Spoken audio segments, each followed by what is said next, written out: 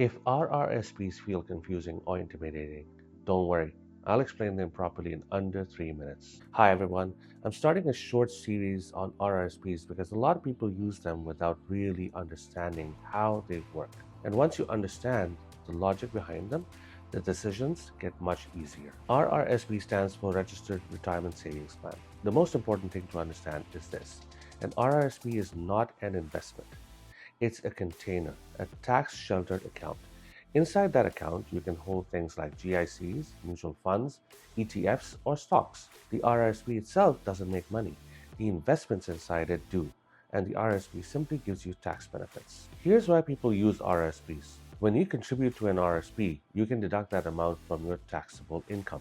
For example, if you earn $70,000 and contribute $7,000 to your RRSP, you're only taxed on $63,000. If you're in roughly a 30% tax bracket, that contribution reduces your tax bill by about $2,100. So while you put $7,000 into savings, it only costs you about $4,900 after tax. And while that money stays in your RRSP, it grows tax deferred. No tax on interest, dividends, or gains as long as it stays inside that account.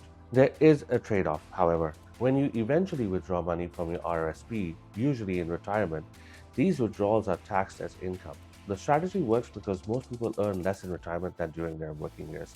So you save tax at a higher rate now and you pay it back later at a lower rate. RRSPs tend to work best if you're in a higher tax bracket today, you expect lower income later, and you don't need the money in the short term. If you're early in your career or in a lower tax bracket, other options like a TFSA might be more effective.